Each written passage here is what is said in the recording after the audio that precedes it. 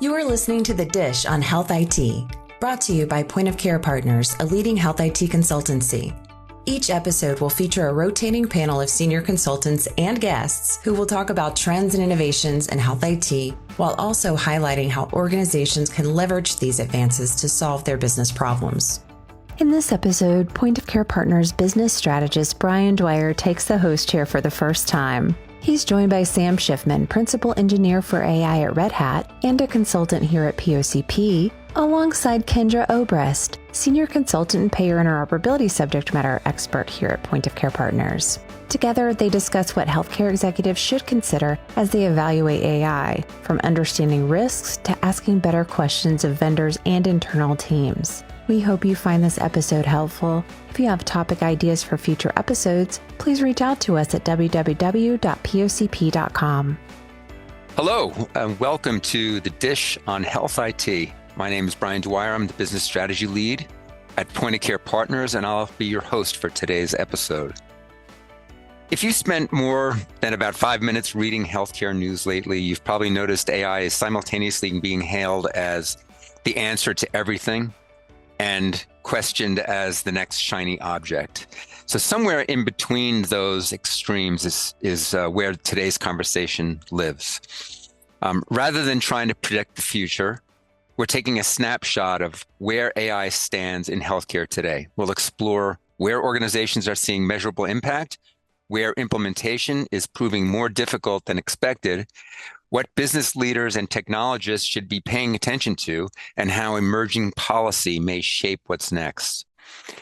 Things are changing incredibly fast. None of us has all the answers, but thankfully our guests spend a lot of time following these developments. So hopefully we can save you a little time separating the signal from the noise. So let me introduce my colleagues. Joining me today, Kendra Obrist and Sam Schifman. Why don't the two of you introduce yourselves and tell us how you came to your current roles and how you've been staying up to speed on AI and its adoption in healthcare. I'll go ahead and start, Brian. Thank you. Good morning, everybody. I'm Kendra Obrist, a senior consultant and the payer practice lead with Point of Care Partners. I've spent roughly the last 35 years working in healthcare, solving business problems with technology, most of that time in the payer-provider interaction space. AI is the newest and most powerful tool, certainly in my technology toolkit and most likely in yours. Staying up to speed, however, with AI feels like a full-time job. It moves really, really fast, and I think staying up with it might be nearly impossible. I read a lot, attend sessions on how it's used in healthcare. Spend a lot of time talking to our customers, both payers and technology vendors, understanding how they're using and thinking about AI, and really, actively work to incorporate AI into my own life, both personally and professionally, so I can experience it and experiment with it to better understand the power sort of firsthand. Sam? Thank you, Kendra. Yeah, so Sam Schifman, I've been a software architect for like 30 years now across a number of different industries.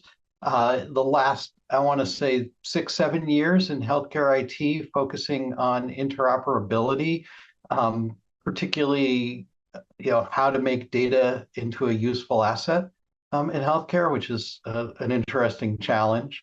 Most recently, I've joined Red Hat as a principal engineer for AI. And that's, that reflects across my career an interest in AI. Back when I was working on HR software, I wanted to use sentiment analysis in order to figure out if managers were giving a rating that actually matched up to the descriptions that they were giving, the comments they were giving about employees. That never came to fruition, but I've been interested in AI throughout my entire career. And as I got into interoperability and unlocking the power of electronic data, that really, AI became front and center in there. Ended up working a little bit with John Snow Labs and presenting there on how we could use NLP. And this was kind of just at the cusp of when generative AI was exploding. So that got me into really looking at retrieval augmented generation, how we could use knowledge graphs to unlock patient data, And now I'm at Red Hat, where we're really talking about how we're going to bring multi-agent systems to the enterprise in a reliable and responsible way, which I'm super excited about. The other really exciting opportunity that I've had is working with point of care partners, engaging with the customers that are constantly looking at these problems, being able to talk to them about the technology choices that they're making, the architectures that they're putting in place, as in part of point of care partner engagements, in a way that's really, really interesting and compelling to how we can solve real problems together. People can certainly check out my YouTube channel, where I've posted a bunch of stuff that I've actually now building with AI. And that's how I keep, I keep myself up to date. Luckily, I'm with a bunch of colleagues who help me keep up to date. I keep up to date that way, but I also keep up to date by keeping my hands in it and using it to do a number of different things. Well, thank you, Kendra and Sam. That's a very helpful foundation. Let's talk about where AI is actually delivering results. When healthcare organizations say they're using AI, what does that actually mean? What technologies are often being lumped together? Sam, why don't you take the first shot at that? Somebody I was talking to recently said, you gave me a great definition, which is AI is anything that the computer can't do yet. And everything else is computer science. AI has been thrown around as this kind of mythical solving for everything. It means just about anything. I could actually make an argument that any computer science project, any program that you see out there is AI in one way or another. And it certainly traces its roots back to Alan Turing at the beginning of computing, right? He was already thinking about AI. I think that it's not useful, of course, to have such a broad definition. I tend to think, that the definition that works for me is to think about it as things which are trying to achieve goals that the programmer, the human who built the application, didn't necessarily know about to begin with, right? And that becomes a broad set of possibilities of different things from, predictive AI or machine learning, which you hear about. People will throw around that term machine learning, and that is the process of taking a bunch of data and having the computer figure out a model that helps it predict things in the future based on that data, rather than based on, say, a set of rules that a human has told it about what the future should be. So that, you have predictive AI. Now we have generative AI. They come from very much the same place.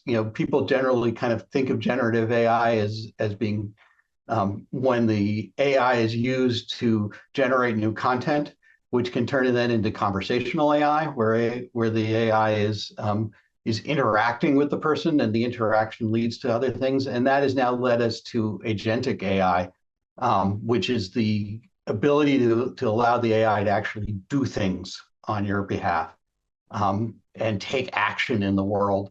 And these are all really exciting, different sort of meanings of AI. But I think we're just at the cusp of seeing how these things are really going to shift our world. That's great. Kendra, anything to add? Yeah, Sam, I agree with you totally. I think about those same sort of categories when I think about AI, and I always sort of laugh when people say, "Oh, well, we're doing AI or we're using AI." It's sort of like, well, I'm using my phone. Well, it's like, what are you doing with it? And so I think that's sort of the meaningful conversation is, how people are using AI, either one or combinations of those categories of AI together to solve real problems. Great. So if that's where AI is succeeding, why do so many promising projects struggle? Where are you seeing AI create measurable value in healthcare today? And what distinguishes successful implementations from those that fall short? Yeah, maybe Brian, I'll start with that one. I don't think AI projects are that different than other sort of large scale new technology initiatives. They're struggling for the same reasons that technology projects have struggled historically, insufficient planning, thinking that technology can solve the problem all by itself, sort of with no human intervention, not having the right people involved, either before, during, or after the project to support it going forward. I also carry sort of a set of inherent risks that call for increased oversight, auditability, and governance, which, technology projects have always really called for those. I think AI, because of how new it is and how sort of thinking by itself it is. I don't know how to say that. Sam will have a better word for that than I just used. But I think that makes it, just a little bit, requires a little bit more care than maybe some technology projects that have been done in the past. And I think, outside of personal productivity, where people are making, I think, just great strides in their own sort of, I'll call them personal professional lives or individual professional lives in using AI, the gains today are coming sort of in the administrative realm, certainly in the world that I live in. Documentation, interacting with members and providers if you're a payer, the world of claims and prior authorization. These certainly have the opportunity, and I think are starting to show a real return on investment. And, success is an interesting, is this project successful? I think that largely depends on how you decided success would be measured when you started. I don't think enough focus is often placed there, sort of deciding, what is it that I'm expecting this project to deliver for my organization? How am I going to measure it? And are these practical? We shouldn't expect AI to perform miracles or to be perfect sort of right out of the gate. So setting those very practical measures and objectives at the beginning, I think, will allow us to have a better sense of whether AI projects or technology projects all across the board are successful or not. Yeah, I couldn't agree with you more, Kendra. I mean, I think that it's always about setting your goals right. I do think that many of these elements are the traditional elements of any software implementation. AI does kind of take it to the next level with the autonomy that it can have, right? And so I think there is a little bit of a shift that people need to start making. They need to start thinking a little bit more of measuring their AI projects like they would measure employees or corporate projects, rather than thinking about it how they would measure necessarily a software project. So I hear a lot of people want to talk about token count, for example, right? How many tokens am I consuming for this particular project? And I don't think that ends up being as valuable as thinking about it in terms of the KPIs that the project's really going to return for you, right? So thinking really about how you're going to measure your project at a KPI level, at a achieving business goals level, is super important. But then also understanding what the risk profile is, right? There is an increased risk profile with AI. The power of it is that it is generally not going to do exactly the same thing every time that you ask it to do it. And that's going to introduce risk. We always know that we're always in this risk-benefit analysis across any business, but particularly in healthcare, right? There's this risk-benefit analysis. If you took no risk, then you wouldn't accomplish any of the wonderful things we do accomplish in healthcare. But obviously, the risk is really high in healthcare. So understanding your risk-benefit analysis. So how do you measure those KPIs against the risk that you're assuming? And don't pretend that you can mitigate the risk entirely. Because if you're mitigating the risk entirely, quite frankly, you're doing traditional software. And you might as well just go approach this as a traditional software project. So I think that's important. I do agree with you that the areas where we're seeing the most benefit today are in administrative work, but we're also seeing a lot of clinical applications in terms of, again, mostly administrative in terms of like writing notes, right, and things like that. what I'm really excited about is I think we're at the cusp of being able to sort of start talking about how do we go to the next level? How do we actually transform what we're doing rather than just make it more efficient?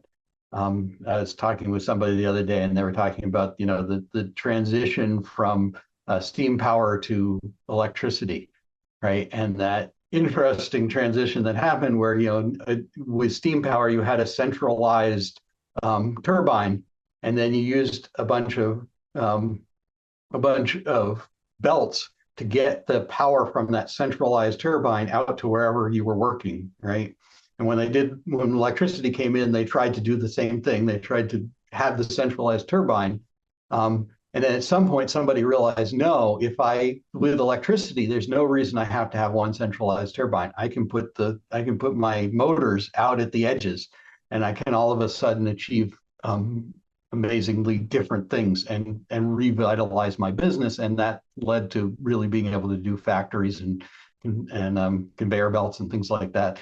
I think that we're in that same sort of place with AI right now. People are at that, how do I take my steam engine at the center and replace that?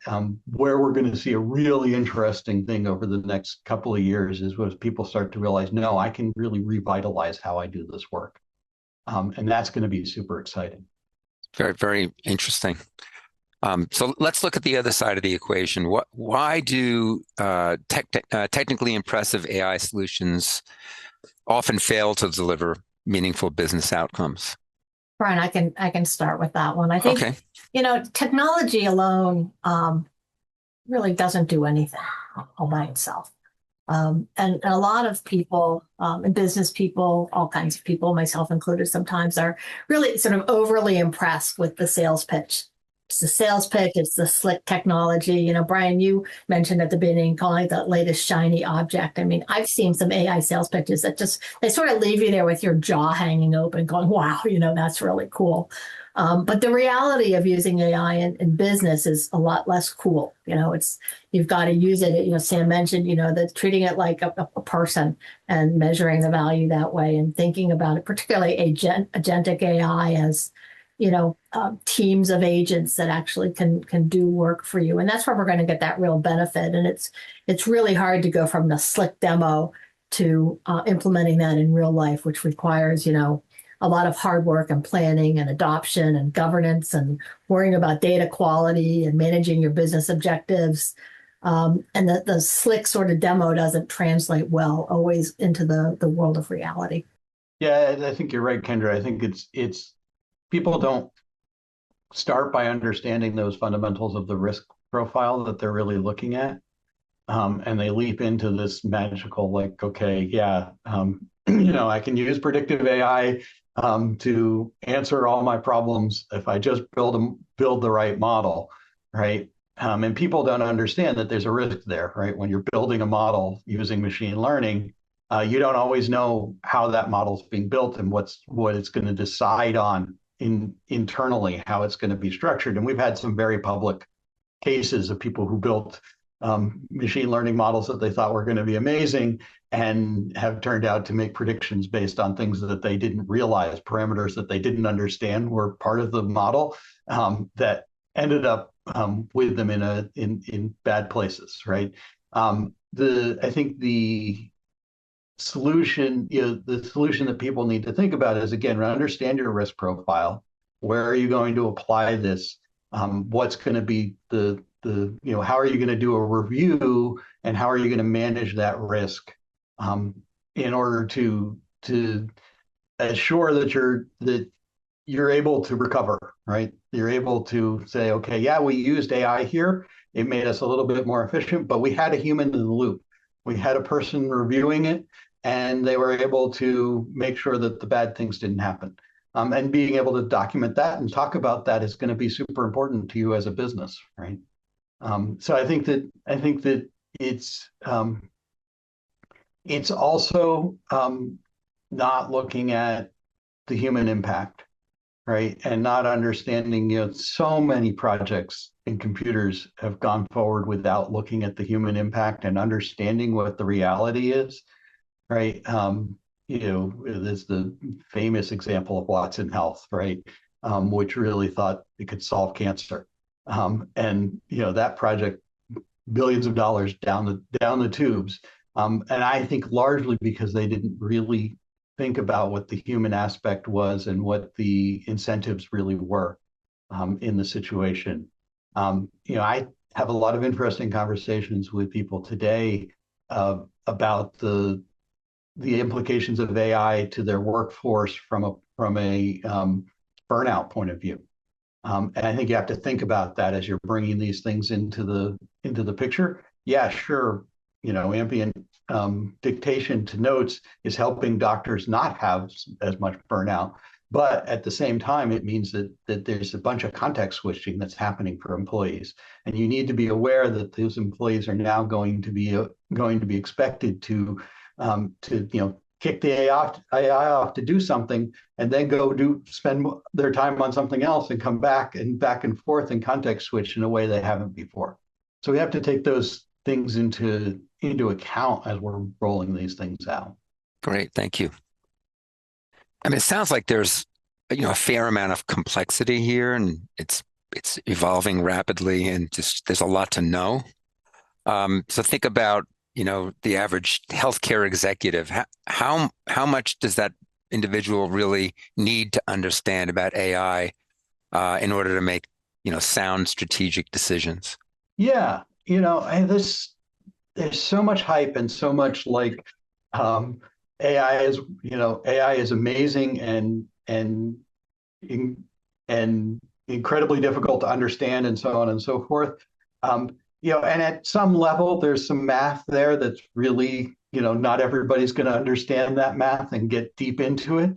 But I do think people can build a mental model that's not too far away from the truth, that gives them the ability to really ask intelligent questions, right? I'm excited because Point of Care Partners, we're working together to come out with a little bit of a training around this that we're hopefully going to have out soon. That's going to help an executive understand enough about the problem and build that mental model that they need to ask intelligent questions and not to just assume that it's magic. You really can comprehend what's going on, even if you can't do the math at a low level, at least as well as anybody can. I mean, there is a level of that math that gets beyond anybody. But if don't let people tell you that it's just a magic black box that you can't possibly understand. Force them to tell you, to give you at least the mental model of what they're doing and why they're doing it and how they're doing it. Kendra, anything to add? I think that's a really great point, because I certainly don't understand AI to the level that you do.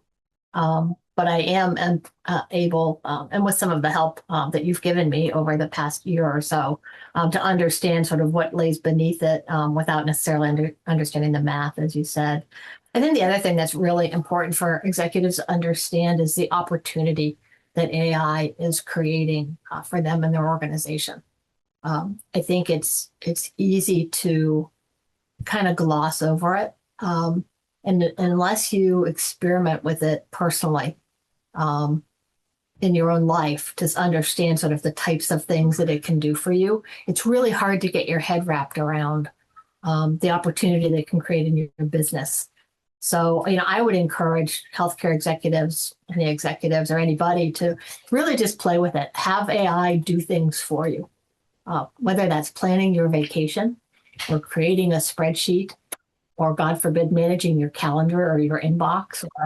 But try something and ask AI to do that and sort of push it a little bit in areas where you feel sort of safe. And I think it will really open your eyes as to how powerful the technologies really are and how they can be used to solve maybe simple problems like planning a vacation, or really very complex sort of multi-step, multi-agent types of tasks. Yeah, I mean, I think just to add on there, that's a great idea. You using it in your personal life. I've also have talked to several executives who basically made it an initiative for their team that you must use AI to do your work for like a month, and force them to kind of force their team to get their hands dirty. And that has had great impact. I know several teams at Red Hat who followed that kind of process and had some great results from it. Yeah, that's great ideas. So Kendra, you touched on this a little bit, with the vendors. Vendors are making, increasingly bold claims around AI, and you mentioned the slick demos that leave your jaw agape. And so think about a healthcare organization that's making investments in AI-enabled solutions. What questions should they be asking the vendors to make the best investment? Well, certainly there's a lot of sort of high-level questions there that apply across any real scenario. And I hope I didn't offend any software sales people with my comments. I've been one myself, so I don't mean any harm there. But it's easy, especially with something as powerful as AI, to get excited and impress people with it, certainly. But I think, getting down to the basics again of, AI is well, however powerful it is really just another technology tool that should be evaluated in much the same way. What problem does it solve? How's success measured? What are the risks involved? What type of data do you need? How are behaviors and decisions that are made by the AI tools audited and monitored, and how is quality assured there? How can you use AI to sort of help manage accountability? And then I think, understanding how they view the role that the vendor as an organization plays, I'll call it, when things go wrong. So if something happens, do they have any accountability for that? They're providing you with a technology that certainly as an implementer, you have a huge obligation to do all the right things. But if the basic technology fails you, AI, even faster than other sort of worlds of computer technology, can do a lot of wrong things fast. And if the technology fails you, then I think you need to understand, how your vendor is going to support you in that.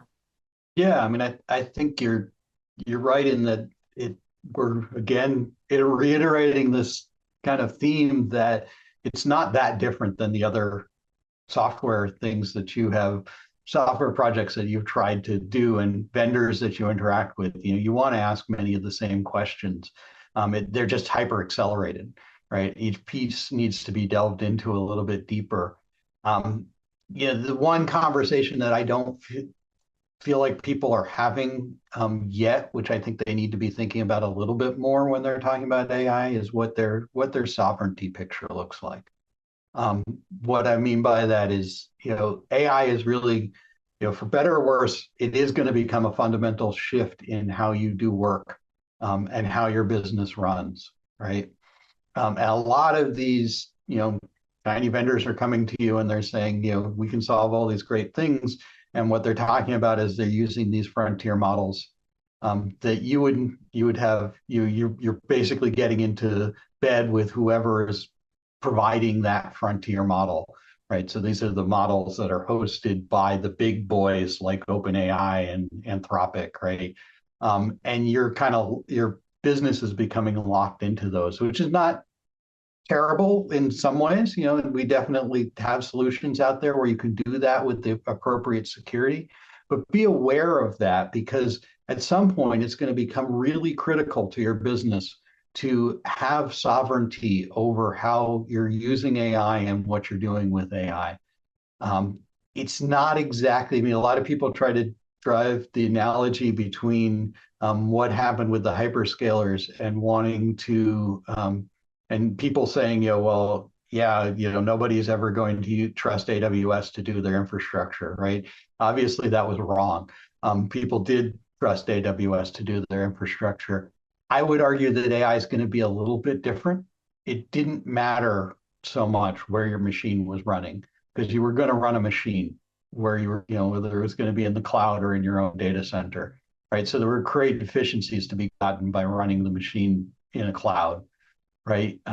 But with AI, it's going to become an integral part of your business. And so not thinking about the strategy of, okay, when AI is reshaping how my company does things, how am I going to own that and make sure that that I'm not either reliant on somebody else's infrastructure for everything, and I'm also in control of my own destiny, is going to be super important. So I think the conversation needs to shift just a little bit, so that people really think about that sovereignty question and how that's going to play out for their company in the future. Thank you. So as the two of you are engaging, stakeholders in healthcare, what's the biggest misconception that you encounter about AI? Brent, I can start on that one. So I think, a lot of people say, oh, you've got to have an AI strategy. And I sort of said, well, your AI strategy is really, do I use AI or not? That's the strategic question. And, hopefully the answer is yes and no, we're not going to use it. And, just like you had, Sam, you mentioned, the world of cloud computing, organizations made a strategic decision when cloud computing first came on the market to say, we're going to use it or we're not. And many said not for a long time because they didn't understand or weren't comfortable with the risks. I think AI is sort of in the same place. I'm going to use it or I'm not. And then once you say, yes, AI is going to be part of our technology strategy, then it's just a matter of how I'm going to use it. And then that's less of a strategic question and more of a tactical one. Where does it go? Where does it meet the need, the business need as a tool? And much like, organizations didn't sort of throw everything at the world of cloud computing, they're unlikely to throw everything at the world of AI to get started. And I think just thinking about it sort of in that same way, that it is a tool and figure out how they're going to use it to improve their business is really different than saying, oh, I have to have this big AI strategy. Yeah, I agree with you, Kendra. I think that a lot of people are thinking about it kind of wrong from the point of view of they're like, how do I have this whole strategy? There is, I really don't think that there's a whole lot of question that AI is going to come in and be a part of it, right? Like, so you can kind of get past that, right? The way that AI is going to become part of your business is not something you can predict easily.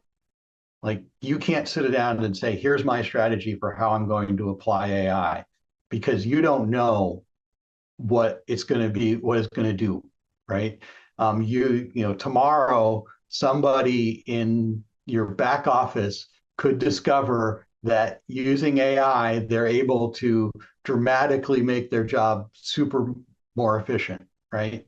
And you don't know where that's going to come from and how that's going to grow out, right? But what you want to do is be there to support that when that happens, but be there to support that responsibly, right? Because you want to have the right security, the right everything around that, so that when it happens, they're not actually broadcasting all your customer data to the internet because they don't realize that they're using it. So it's a tactical problem, not a strategic problem. It's not how I'm going, as you said, Kendra, it's not how I'm going to like strategically think about how AI is going to shape my business. It's a tactical problem of how am I going to support it as it happens, right? How am I going to allow these organic things to grow responsibly with the security and risk profile that I need to maintain as a healthcare organization? So we've been talking about, how AI technology has been impacting and influencing strategy, but policy is starting to influence strategy as well. How do you think these emerging kind of federal and state AI policies are influencing AI strategy and product decisions in healthcare? Want to take a shot at that, Kendra? Sure. So, AI policy in healthcare is evolving as healthcare policies frequently do when they're related to technology, especially new technologies. And at the federal level, I think we're seeing the sort of posture not dissimilar to how we're seeing other technology postures, which is very supportive of innovation and understanding risk rather than sort of comprehensive federal oversight. hoping that, private industry can manage innovation and risk appropriately without being overly governed. The federal oversight that is happening is really sort of distributed amongst different agencies. The FDA has a policy around sort of AI-enabled medical devices, and ONC has some policies over health IT. And so you're seeing sort of policies in pockets and special purpose, but not sort of an overarching federal AI policy.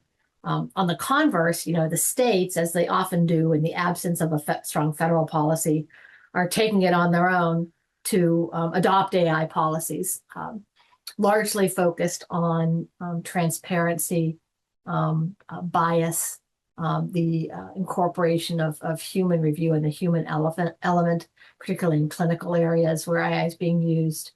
And that state by state approach to AI oversight creates the same kind of challenges that other state by state approaches to oversight create, especially in the technology world, as payers who work across state lines, providers who practice in multiple states, large organizations that cover multi-states, and technology vendors that have customers in multiple states have to try and understand all of the different state regulations as they're sort of moving their way through, how that impacts their business, because those state regulations are not the same state to state, and they often conflict with each other.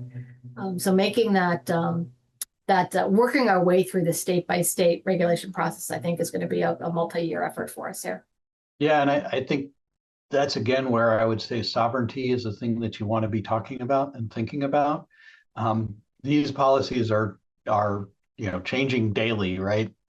And they're evolving, and we don't know exactly where they're going to go, and they're often not necessarily completely in line with the technology, right? Because people are trying to make decisions about things which they don't either fully understand or aren't fully understandable because we don't actually know exactly where it's going. So again, I think companies need to ask themselves this question of, okay, if tomorrow I can't use Model X because of reason, policy Y or governmental regulation, what am I going to do about that? I can't be in a position where my business is just going to stop, right? So asking yourselves how you're going to be in a position to adjust to those policies is going to be more important than trying to guess what the policy is going to be and position yourself with the right partner. I think that's a discussion which organizations really need to have as they think through tactically how they're going to do this. Thanks. So when executive teams are evaluating an AI, an investment or technology, what early questions should they be asking specifically to identify any potential red flags or deal breakers before investing significant time and resources? Kendra, any? Yeah, so I think that's an interesting question.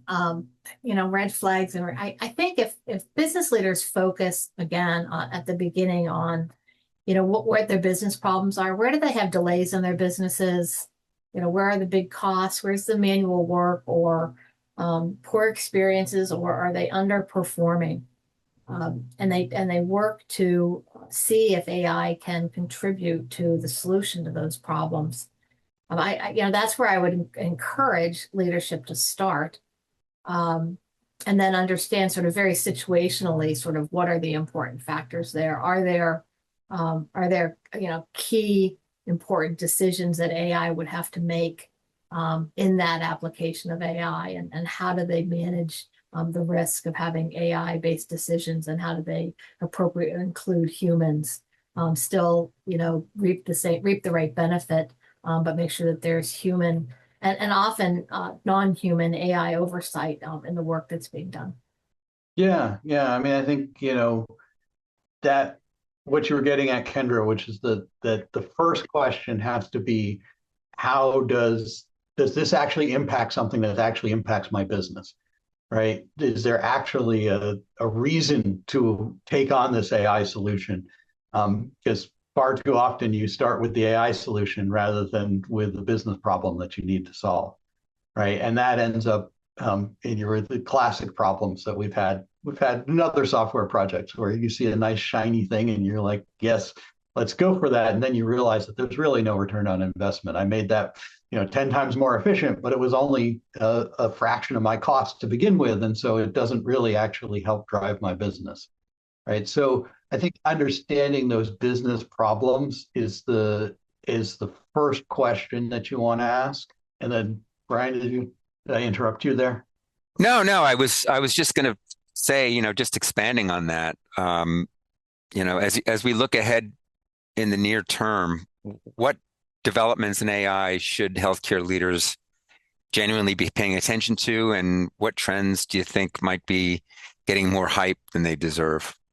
Yeah, I mean, I think that's a really interesting thing to figure out how to focus around. I think the hype that is there around generative AI is not just hype. There is something there, right? There is going to be something that generative AI is going to make fundamental evolution in our business. Whether exactly it's going to look like it looks today, that's another thing. I mean, I think that there's a lot of hype around the frontier models and what they can do. I think that probably we're going to see a couple of different things happen. First off, we're going to see smaller models become capable of doing what you need them to do. When you actually figure out what you need them to do, it's not going to necessarily require a frontier model to do that. I also think that there's going to be there's a lot of room for some new evolution in how these models work. It's quite possible that that what we think of as generative AI today is not the end of the road. There's still a breakthrough to be made. So keeping your eye, just keeping a little bit of skepticism about generative AI being the only thing out there. There's still definitely a role for predictive AI, for machine learning, particularly in the healthcare industry where a lot of the organizations are sitting on some really rich data if they can figure out how to unlock it effectively. There are a lot of things you can do with predictive AI, and you shouldn't just abandon that because there's this new shiny tool out there. And you shouldn't. You need to think about how you're going to use the most effective tool for the most effective thing. Some things don't require AI. Not everything is going to be solved with AI. One of the things I think that frustrates me the most is when I find people who are trying to solve what should be solved as a classical computer problem, and they're throwing AI at it because they think, oh, well, AI will solve this, but actually it won't be more efficient. It will burn more tokens. It will do things that you didn't expect it to do. You could have gone through and just solved that with a traditional software system, and AI maybe can help you do that, right? That can be the power of AI, is to help you do that. But don't abandon the possibility that the right solution is just a traditional computer software, run-of-the-mill rules engine.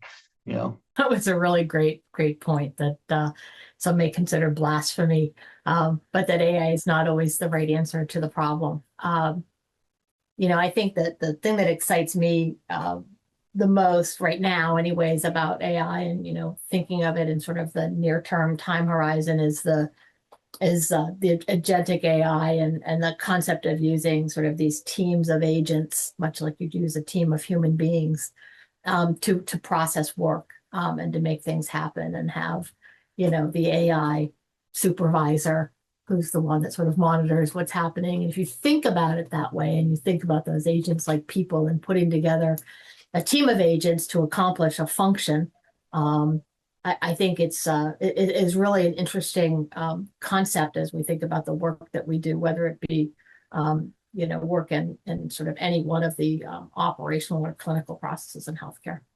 Yeah, just don't forget the human aspect, right?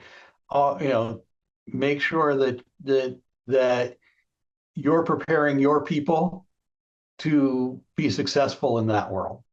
right? So they've got a team of agents working for them. All of a sudden, they need a set of skills that they didn't have before. And don't ignore that if you give them those skills, they can do amazing things. But if you just ask them to, basically you're asking line employees to become managers. And we all know that when you want somebody to become a manager, they need a new set of skills. And we need to make sure that we're providing those for people. Thanks. So we're about to wrap up, but I'm going to ask one additional question to both of you. What is one action or shift in perspective you'd like listeners to take away from this conversation? So as an example, is there an assumption about AI that is no longer true? On the other side, is there an activity often treated as nice to do that should now be viewed as critical? What shifts in perspective would you like to see? Yeah, I mean, I think I've kind of mentioned it already, but I think having that conversation about sovereignty is something which I hope that people will start thinking about as AI becomes really part of your business, as an integral part of your business. How are you going to make sure that you have control, that you have the security that you need, that you have the ability to shift as policy shifts and regulations around the world shift, right? How are you going to be able to do that? I think that that's a really important thing for executives to think about, and think about it with a real understanding that there are some fundamental shifts that are going to happen, and you can't necessarily predict what those are. Nobody can. So preparing yourself is the best thing that you can do. I don't know, Kendra, what's your thoughts there? Yeah, I think I think about people who don't spend their sort of daily lives immersed in the world of AI, and they it's not sort of part of their everyday thought process. And I think underestimating how critical AI is becoming and will continue to the role that it will play in our lives. I hope people really think about that and understand how really revolutionary it is. And I think about it as being sort of akin to really, the Industrial Revolution. Was that 100 years ago or how long ago that was? I think AI is going to be to call it knowledge work, what the Industrial Revolution did to physical work, physical production, and the fundamental change that is going to happen in our country over the next not that many years that AI is bringing to us it's a little bit frightening, but it's also exciting. And I hope that people sort of really start thinking about and understanding how revolutionary this is, and how it will change, our lives and the lives of people in the future going forward. Thanks. That was a great answer.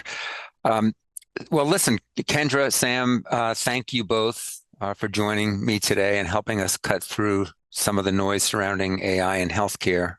You shared some very interesting and helpful perspectives. I know they helped me understand this a little bit more. And thanks to all of you for listening. If you enjoyed today's conversation, subscribe wherever you get your podcasts so you don't miss future episodes of The Dish on Health IT. And if you think a colleague would find this discussion helpful, please share it. We're also planning a future webinar to provide a more in-depth kind of AI in healthcare 101. So keep your eye open for that. And if you'd like to be invited, reach out to us. There will be a link in the episode summary. So thank you. Until next time, Health IT is a dish best served hot. Is it a challenge to stay on top of evolving interoperability regulations and the rapid pace of activity across the HL7 Fire accelerators? Learn more about POCP's Interoperability Outlook subscription service by visiting POCP.com, selecting Regulatory Resource Center, and then choosing Interoperability Outlook.